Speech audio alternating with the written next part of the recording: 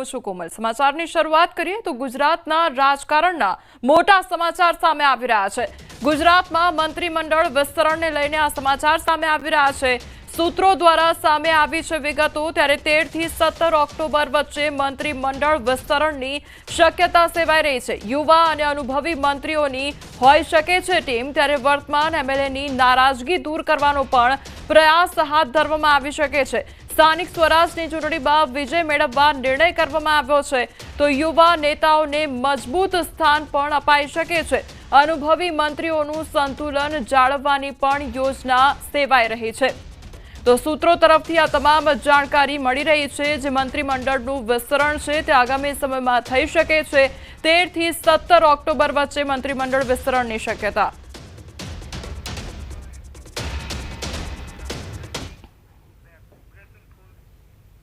નર્મદા જિલ્લા ભાજપમાં ભૂકંપ અને જેલમાંથી બહાર આવતા ચૈતરે ભાજપમાં આગ ચાંપી છે। સાંસદ મનસુખ વસાવાના ભાજપના એમએલએ પર આરોપ લગાવવામાં આવ્યા છે।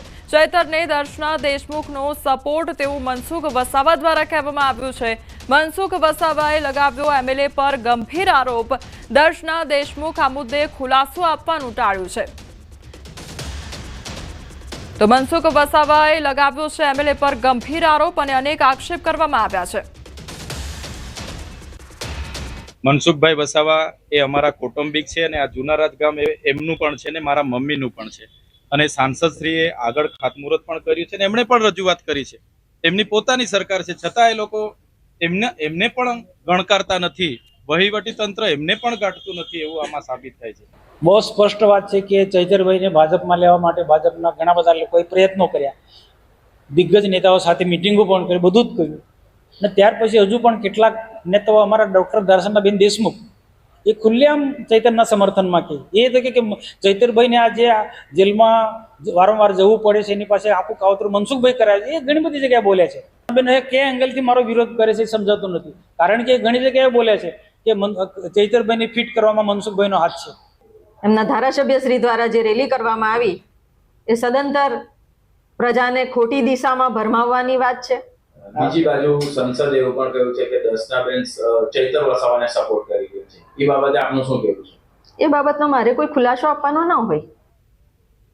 સુરેન્દ્રનગરમાં અકસ્માતમાં 4 મહિલાઓના મોતનો મામલો સામે આવ્યો છે। પાટડી તાલુકાના જેજરી ગામ પાસે અકસ્માત સર્જાયો। ડમ્પર અને કાર વચ્ચે અકસ્માતમાં 4ના મોત નીપજ્યા છે તો કાર ચાલક ઘાયલ થતા હોસ્પિટલ ખસેડવામાં આવ્યો છે।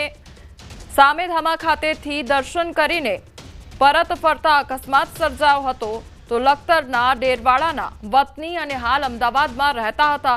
અકસ્માતને પગલે હાઈવે પર ટ્રાફિક જામના દ્રશ્યો પણ સર્જાયા છે। તો સુરેન્દ્રનગરનો આ સમગ્ર મામલો સામે આવ્યો છે કે જ્યાં અકસ્માત સર્જાયો છે અને આખી અકસ્માતની ઘટનામાં 4ના મોત નીપજ્યા છે। સંવાદદાતા અક્ષય અમારી સાથે જોડાઈ ગયા છે। અક્ષય, અકસ્માતની ઘટના, કયા પ્રકારની પરિસ્થિતિ, કેવી રીતે અકસ્માત સર્જાયો હતો? ચોક્કસથી વાત કરવામાં આવે તો સુરેન્દ્રનગર જિલ્લામાં જે બેફામ ઝડપે જે ડમ્પરો દોડી રહ્યા છે તે ડમ્પરો ફરી એકવાર સાબિત થયા છે। લખતર તાલુકાના ડેરવાડા ગામનો જે પરિવાર હાલ અમદાવાદ વસવાટ કરી રહ્યો છે તે પાટડી તાલુકાના ધામા ખાતે આવેલ સુપ્રસિદ્ધ શક્તિ માતાના મંદિરે દર્શનાર્થે આવ્યા હતા। ત્યાંથી પરત ફરી રહ્યા હતા તે દરમિયાન આ યમદૂત બનીને આવેલા ડમ્પરે કારને ટક્કર મારતા અકસ્માત સર્જાયો હતો અને કારમાં સવાર જે 4 મહિલાઓ છે તેમના ઘટના સ્થળે જે છે મૃત્યુ થયા હતા, જ્યારે કારના ચાલક છે તેમને ગંભીર ઈજાઓ પહોંચતા સારવાર માટે હાલ સુરેન્દ્રનગર ખાતે ખસેડવામાં આવ્યા છે। જી અક્ષય, સમગ્ર માહિતી બદલ આપનો આભાર। કચ્છના ભચાઉમાં અકસ્માતમાં ડ્રાઈવરનું કમકમાટી ભર્યું મોત નીપજ્યું છે। ટ્રકની અડફેટે આવી જતા અકસ્માત સર્જાયો હતો। ઘટનાની વાત કરીએ તો વોદ નજીક ડ્રાઈવર ટ્રક સાઈડમાં પાર્ક કરીને ટાયર ચેક કરી રહ્યો હતો।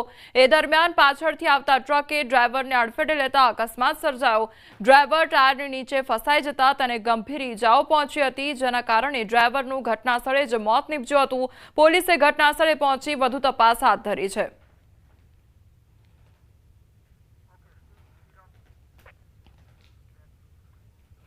બાળકોની કફ સિરપ કાંડમાં મોતની તપાસનો રેલો હવે ગુજરાત સુધી પહોંચ્યો છે। સિરપ કાંડમાં સૌથી મોટો ખુલાસો થયો છે, જેમાં મધ્યપ્રદેશના ફૂડ એન્ડ ડ્રગ્સ વિભાગની તપાસમાં આ સિરપ ગુજરાતમાં બનેલી છે।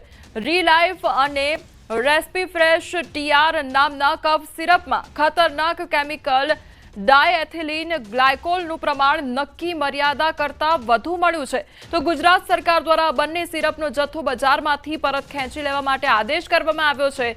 સુરેન્દ્રનગરની શેપ ફાર્મા પ્રાઇવેટ લિમિટેડ અને અમદાવાદના બાવળાની રેન્ડેક્સ ફાર્મા પેઢી સામે પહેલેથી જ દવાનું ઉત્પાદન તાત્કાલિક બંધ કરવાનો આદેશ આપવામાં આવ્યો છે. તપાસ દરમિયાન બંને પેઢીઓને નોટ ઓફ સ્ટાન્ડર્ડ દવાઓનો જથ્થો બજારમાંથી તાત્કાલિક રિકોલ કરવાનો પણ કડક હુકમ આપવામાં આવ્યો છે. આ બંને સિરપને છેલ્લામાં છેલ્લી બોટલ પરત ન ખેંચાય ત્યાં સુધી સમગ્ર પ્રોસેસ પર ધ્યાન રાખવા FDCAના અધિકારીઓને આદેશ પણ કરવામાં આવ્યો છે. તો આરોગ્ય મંત્રી ઋષિકેશ પટેલે કહ્યું હતું કે આ સિવાયની જે કંપનીઓ કફ સિરપ બનાવે છે એની પણ ગુજરાત સરકાર દ્વારા તપાસ કરી પ્રમાણિત કરવામાં આવશે. તો આરોગ્ય મંત્રીના કહેવા પ્રમાણે રાજ્યમાં હાલ 624 ઓરલ લિક્વિડ એટલે કે કફ સિરપ સહિત દવાઓ બનાવતી પેઢીઓ કાર્યરત છે, જેમાં તમામ મદદનીશ કમિશનરોને તાત્કાલિક તેમના વિસ્તારમાં આવેલી દવા પેઢીઓની વિગતવાર તપાસ હાથ ધરવા કડક સૂચનાઓ આપવામાં આવી છે. તપાસમાં ખાસ કરીને પાણીની ગુણવત્તા, કાચા માલના સ્ત્રોત, ઉત્પાદન પ્રક્રિયા, ક્વોલિટી કંટ્રોલ સિસ્ટમ અને સેમ્પલિંગ પ્રક્રિયાની ઝીણવટપૂર્વક ચકાસણી કરવામાં આવશે.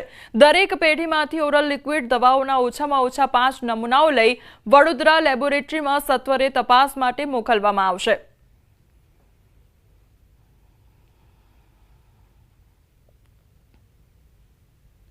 ત્યારે મેં કહ્યું એમ આ બંને કંપનીઓ જે કોલ્ડ સિરપ બનાવે છે એ કોલ્ડ સિરપ એ બહારના રાજ્યોમાં એમને વેચાણ કરવા માટે બનાવ્યું હતું કે આપણા રાજ્યમાં પણ એનું વેચાણ થયું છે કે કેમ, અને થયું હોય તો તમામે તમામ જે કેમિસ્ટો છે એમની પાસેથી પરત રિકોલ કરવા માટેના આપણે આદેશો આપ્યા છે. અને સાથે આપણો FDCAનો સ્ટાફ પણ એ પ્રત્યેક ઓન ધ કાઉન્ટર જઈ અને ચેક કરશે અને આ સૂચનાઓનો અમલ પૂરેપૂરો પૂરતો થાય એની ચિંતા કરી રહી છે.